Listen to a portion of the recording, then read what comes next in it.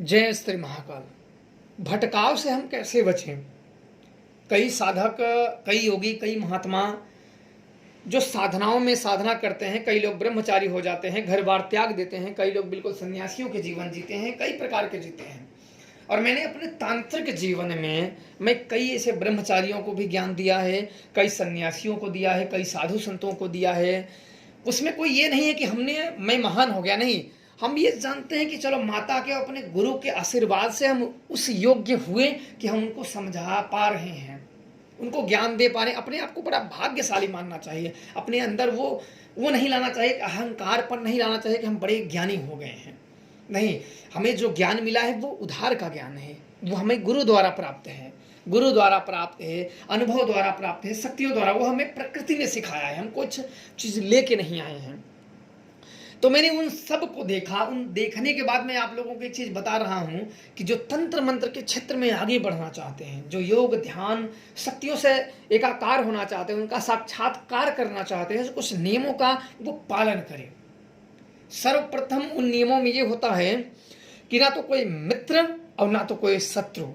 कुछ ऐसी चीज अपने ऊपर ना ला दो जो आपको बांध के रख दे कि नहीं हम आपके लिए ये करेंगे, हम आपके। बहुत लोग ऐसे होते हैं ना कि कोई वो बड़ी जल्दी प्रसन्न हो जाते हैं, उनके गुण में ऐसे होते हैं ना कि वो किसी की थोड़ी सी भी अगर मदद कर देते हैं ना तो बड़ी जल्दी बेचारे प्रसन्न हो जाते हैं। और वो अपने मार्गों को छोड़ के वो तुरंत ही उनके मार्गों को बनाने लगते हैं और वो दूसरों को धक्का मारते मारते पता लगा वो आगे निकल गया। कभी कभी क्या होता है ना, हम किसी को धक्का मारते रहते हैं तो हम इस पार गिरे, एक पैर खाई में लगा है, वो धक्का जीव ही निकला तो वो निकल गए, हम उसी खाई में गिर गए। तो कई लोगों का जो दूसरों का मदद कर तंत्र मंत्र के खास क्षेत्र में, अन्य नहीं, जो तंत्र मंत्र के क्षेत्रों में है, जो भक्ति के क्षेत्र में है, क्योंकि ये दुनिया में ऐसे कहावत है कि यह दुनिया है बड़ी लुटेरी, ना तेरी ना मेरी, मुंह में इसके राम राम, दिल में हेरा फेरी। और एक कहावत ऐसी है कि लूटना है लूट ले, राम नाम की लूट, पीछे तब पछताएगा जब प्राण जाए छप छोट। चलती चक्की देख के दिए कबीरा रोए, दो पाटन के बीच में साबुत बचा न कोय। कि मतलब धरती एक चक्की की तरह, धरती और आकाश एक चक्की की तरह चल रही है और उसमें कोई नहीं बचेगा। कबीरदास से देख के रोने लगे कि धरती और आकाश एक चक्की की तरह चल रही है, उसमें सब पिसते चले जा रहे हैं। जैसे काल है, काल अपने समय पे मृत्यु दंड दे ही देता है। ये अपने जीवन मिला है, ये एक पल पल वो मृत्यु के तरफ आकर्षित हो रही है, वो जा रही है और उसके अंदर में फिर कोई नहीं बचता है। यही जीवन है। आप जैसे करना चाहो, जो योगी हैं, जो ध्यानी हैं, उनको ये होना चाहिए कि कोई ऐसी चीज ना पाए कि उनके योग ध्यान में बाधा पड़े, उनकी क्रियाओं में, उनकी पूजा में, इष्ट के और भक्त के मध्य में कोई चीज आए, या गुरु के और शिष्य के मध्य में कोई आए। एक कहावत है भगवान विष्णु की जो मेरे गुरुदेव ने बताए थे कि दो लोगों के बीच में, अगर दो लोगों के बीच में कोई विवाद है और उसमें अगर तीसरा आ जाए तो उस विवाद को वो उस स्तर पे लेके जाता है जहां से लौट पाना बहुत मुश्किल होता है। ये मेरे गुरुदेव ने जब मुझे बताया था कि भगवान विष्णु ने ये कहे थे कि दो लोगों के दो आपसी विवाद में, कभी कभी ऐसे विवाद होता है ना कि वो खुद भी नहीं पता होता कि विवाद का कारण क्या है, और उसमें अगर तीसरा आ जाता है तो वो विवाद को इस स्तर पे लेके चला जाता है कि जहां से लौट पाना बहुत मुश्किल होता है। वो आग में घृत का काम करता है, घी का काम करता है। और ये भक्तियों में, ये साधना में, ये पूजा में ये सबसे बड़ी बाधा है। ये बाधा ऐसी होती है कि आत्मा तक को झुलसा देती है। इसलिए ऐसे लोगों से सदैव सावधान रहना चाहिए और भक्ति के लिए सदैव गुप्त मार्ग चुनना चाहिए। कहीं कोई अगर आपकी इच्छा नहीं है, गुरु सिर्फ मार्ग दिखाता है कि आपको ये मार्ग है, चलना स्वयं शिष्य को पड़ता है। मेरे गुरुदेव बोले कि कोई यहाँ वहाँ भटकने से कुछ नहीं मिलता है। जितना भटकने का मतलब होता है कि आप जितने टेढ़ी चाल चलोगे उतना ही आपके लिए रास्ता लंबा हो जाएगा। कहते हैं एक सीधा रास्ता है और टेढ़ा रास्ता है तो ये दोनों बड़े विलंबकारी हो जाते हैं। सीधा रास्ता अगर मिल गया तो फिर टेढ़ा रास्ता अगर अपनाओगे तो फिर उलझ जाओगे। कहते नहीं कि जितनी बड़ी जुबान उतनी बड़ी, जैसे धागा जितनी बड़ी लंबा होता है उलझता उतना है, जितना आप टेढ़ी चाल चलोगे उतना ही उलझते चले जाओगे, उतने रिश्ते बनते चले जाएंगे। कई लोगों क्या होते हैं, कई लोगों ने कहा सन्यासी कि महाराज जी हमने अपना घर बार सब त्याग दिया है, त्याग के हम ईश्वर की भजन करते हैं, हम ईश्वर की भक्ति करते हैं, हम ईश्वर को पाना चाहते हैं। और वो लोग कुछ लोगों को ऐसे मित्रता के बंधन में बंध जाते हैं कि जो वो ना चाहते हुए भी उनके मदद करने के लिए वचनबद्ध हो जाते हैं। और यही उनकी सबसे बड़ी विडंबना होती है और सबसे बड़ा दुख भी होता है कि वो अपने उस मुक्ति के अवसर को, वो चले तो ठीक थे, वो चले ठीक थे, जो भक्ति का मार्ग है उनका पहला काम होता है त्याग। आप भक्ति का पहला मांग होती है त्याग। भक्ति वाला, त्याग वाला सबसे पहले अकेला होता है। जब कोई बदलने, कोई क्रांतिकारी जब चलता है तो सबसे पहले अकेला होता है, और जब उसके ताप बढ़ता है तो वो धीरे धीरे उसके विचारों से सहमत वाले लोग उसके साथ मिलने लगते हैं। आज जितने भी संत को देख लो, जितने भी भक्त को देख लो, बड़े बड़े योगी हुए हैं, बड़े बड़े महात्मा आए हुए हैं और चले गए हैं, वो पहले अकेले होते हैं, बाद में उनके विचारों का ताप बढ़ता जाता है तो लोग उनके विचारों से प्रभावित होकर उनके साथ होते जाते हैं। तो ये योगियों को करना चाहिए, जिसने घर बार छोड़ दिया है, अपना शादी विवाह करना बंद कर दिया है। कई योगी ध्यानी लोग कहते हैं हम शादी विवाह नहीं करेंगे, हम बंधन में नहीं बंधेंगे, तो बहुत अच्छी, बहुत उनके लिए अति उत्तम बात है, पर उनके लिए ज्ञान भी अति उत्तम होता है कि हमें वो ज्ञान मिले।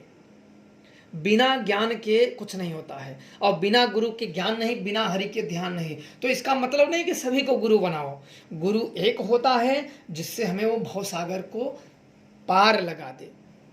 गुरु गोविंद दो खड़े, काको लागे पाए, बलिहारी गुरु आपकी गोविंद दियो बताए। कि हे गुरुदेव, मुझे तो ये ज्ञात नहीं था कि ये क्या है, वो क्या है, आपने ही हमें बताया कि ये ईश्वर है।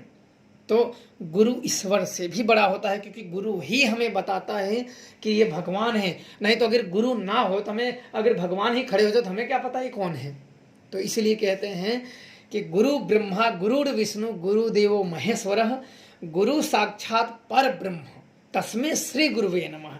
इसलिए गुरु का दर्जा बहुत ऊपर दिया गया है। गुरु ही शिव है, शिव ही गुरु है, गुरु शिव है और शिव ही गुरु है।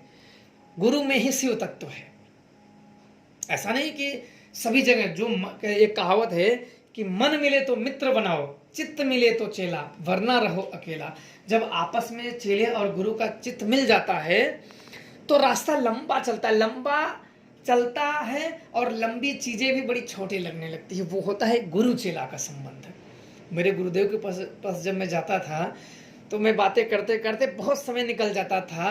तो कहे कि गुरु और शिष्य का मिलन वही होता है कि जिसमें बड़ी लंबी चीज़ें चले, कोई बात ना हो, बस हंसी हंसी में से चीज़ निकल जाए। और आज मुझे वो गुरुदेव की बात याद आती है कि महादेव करे कि सभी को ऐसे गुरु प्राप्त हो।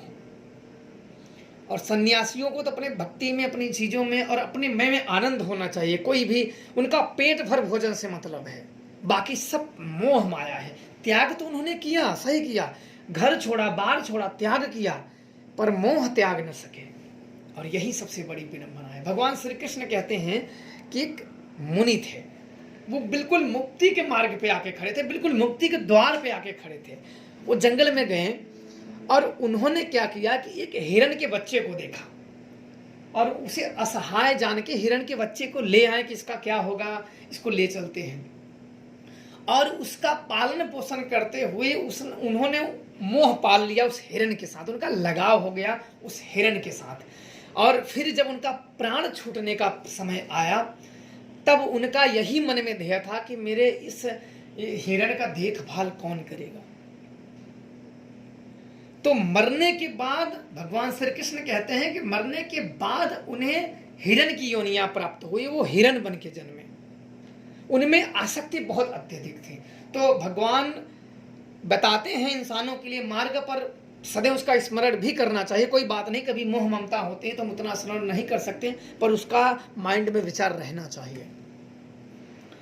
कोई भी, भगवान विष्णु कहते हैं कि चाहे माँ हो, माता लक्ष्मी एक बार भगवान विष्णु से कहें कि माता या पिता या भाई जो हो तो आपके रिश्ते बनाए हुए दिन हैं, तो अति सुंदर हैं। तो उन्होंने कहा कि कोई भी रिश्ता अधिक महान नहीं होता है। ईश्वर के अतिरिक्त सब माया है। ईश्वर के अतिरिक्त सब माया है। कोई अगर मर रहा है, कोई जा रहा है, तो आपसे पहले आया है और जा रहा है। किसी को कई मृत्यु के कारण भी हो सकते हैं, वो आपसे आया है और जा रहा है, तो शोक कैसा, उनको इज्जत से विदा करो। आपका जो पिता धर्म है या पुत्र धर्म है या कुछ धर्म है, उसे आप निभाइए। उनकी आत्माओं की तृप्ति करने के लिए उपाय करिए, जैसे भगवान श्री राम ने किया था। माँ तारा के स्थान पे भगवान श्री राम ने अपने पिताजी के दशरथ का पिंडदान विंध्यवासिनी के क्षेत्र में तारापीठ शमशान में, तारापीठ में उन्होंने किया हुआ था। बगल में शमशान भी है और उसे शिवपुर कहते हैं, जहाँ शिव जी का वास है। तारापीठ शमशान है और तारा शक्तियाँ विराजमान हैं। तो वहाँ भी अपने पूर्वजों का भी पिंडदान अत्यधिक भगवान श्री राम ने अपने पूर्वजों का, अपने पिताश्री का पिंडदान नहीं किया था। तो इसलिए साधकों को, पुजारियों को, सन्यासियों को बिल्कुल नहीं करना चाहिए। और कई ऐसे, सभी नहीं भटकते हैं, कुछ लोग ही ऐसे रिश्ते जोड़ लेते हैं, जैसे भाई बंधु या कुछ ऐसे रिश्ते वो जोड़ लेते हैं जिसके मुंह में वो फंस जाते हैं और उन्हें स्वयं ही पता नहीं होता है, वो छोड़ नहीं सकते हैं। और कई रिश्तों को देखो, कई बार होता है साधु संतों को या पुजारियों को या घर बार जो त्याग करके भक्ति सिर्फ जीवन करना चाहते हैं, तो कई रिश्तों को वो उतना जोर से पकड़ लेते हैं कि वो छोड़ना नहीं चाहते। और कभी रिश्ता अगर छूट गया तो उसे फिर इतने जोर से पकड़ लेते हैं ना कि उनमें वो भटक जाते हैं। इसलिए उनको सदैव अकेला रहना चाहिए और पेट भर के भोजन मिल जाए उतना बहुत है। ईश्वर अगर वो जीवन दिया है कष्टकारी, कोई व्यक्ति अगर ईश्वर का मार्ग चुनता है कि हमें ईश्वर को प्राप्त करना है, तो आपके लिए कठिनाइयाँ आएंगी। पहली होती है, मैंने पहले ही कहा था कि पहला होता है त्याग। क्रांतिकारी जब बदलने के लिए कुछ निकलता है या ईश्वर को प्राप्त करने के लिए निकलता है, तो उसके रास्ते में, उसके मार्ग में सहस्त्रों कांटे होते हैं, सहस्त्रों समस्याएं आती हैं, कई दुख आते हैं, पर उसे वो बुद्धि से, ईश्वर उसे अगर ये मार्ग दिए हैं तो उसे बुद्धि भी दिए हैं और उसको निपटने का मार्ग भी देंगे, बचने का मार्ग भी देंगे। तो अवश्य आप लोग अपनी राय दीजिए और कहें जय श्री महाराज।